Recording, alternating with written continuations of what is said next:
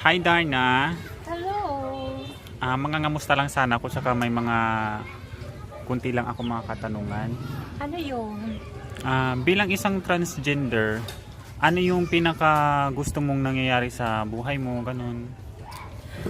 Ang masayang pangyayari sa buhay ko. Happy ako na naging ganito ako. More ang basic, more ang mga old, more ang mga kaibigan. Tapos yun, happy lang ako. Kung sakaling may maniligaw sa'yo, ano yung gusto mong strategy ng isang lalaki para magustuhan mo siya? Gusto ko lang. Mabait siya. Magalang. Mapagbigay sa mga kapwa ko gay or transgender.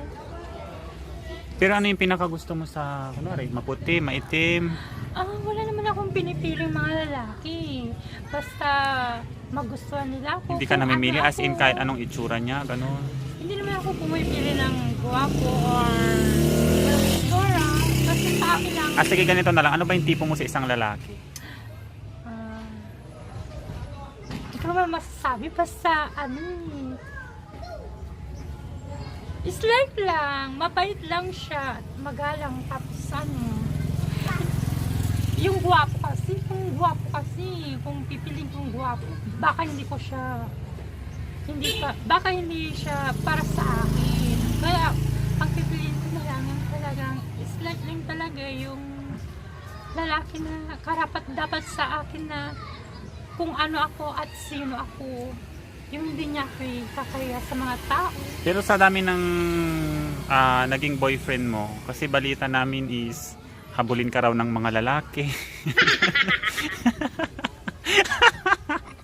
O ganun nga, balikan tayo dun sa habulin ka ng isang lalaki. Yun nga, para ma-share na din natin kung anong klaseng blessings meron ka. Kung ano yung sa tingin mo yung reason bakit kaya habulin ka ng lalaki. Ano yung nakita nila sa'yo na parang kinakaadikan nila?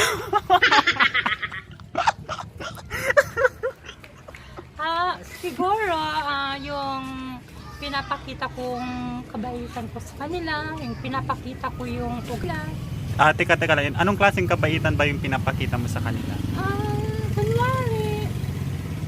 Kunwari, inaway ka na, tapos ikaw pa rin yung makakumbaba sa kanya, tapos maunawain, tapos siguro, basta, hindi ko masabi na, basta. Balikan natin yung kwan. Ano kaya yung tawag dito? May pinakatatago ka bang sikreto kung bakit parang isa kang fresh na bulaklak na gustong amuyin-amuyin? Bakit parang tila isa kang bulaklak na gustong-gustong amuyin ng mga lalaki? Siguro, Para naman yung mga kapwa mong transgender is magawa din nila. Kumakain ka ba ng sampagita? siguro, parati akong kumakain ng talong, talong sa umaga, talong sa tanghali, talong sa gabi. Anong klaseng talong? Iba't ibang klaseng talong. Kaya yun siguro, kaya ako nagugustuhan ng mga lalaki. Kasi puro talong na lang ang mga ulam ko.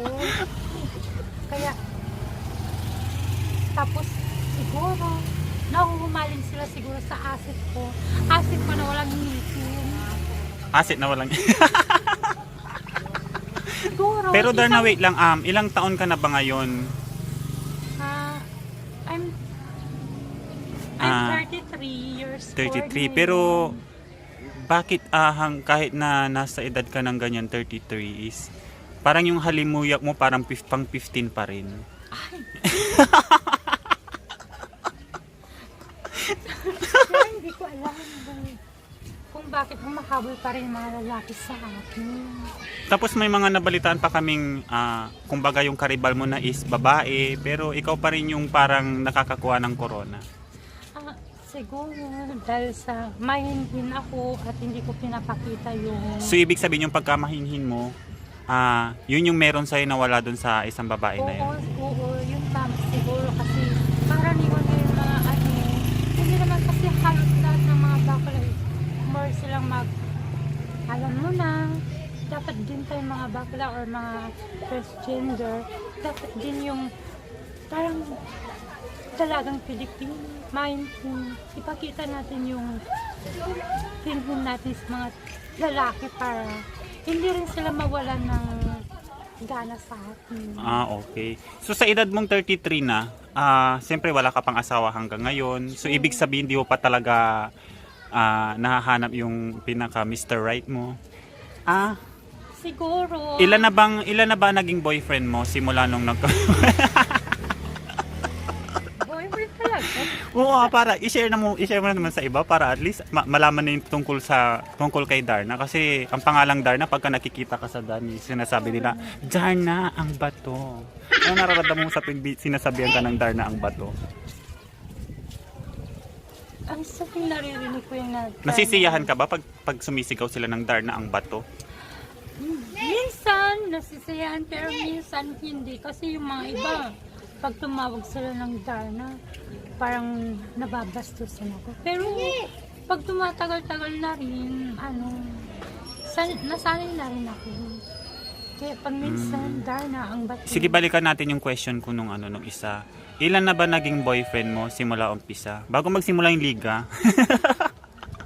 Siguro sa tingin ko palang wala pa. Pero, So wala ka pang naging boyfriend, puro pleng-pleng lang. true, pero pling-pling lang. Pero noon, nung kabataan ko siguro, mayroon akong naging ka-live-in. Pero, nung simula nung nasaktan ako at inagawan ako ng matalik kong kaibigan, nagsimula nun, hindi na ako umibig at umasa.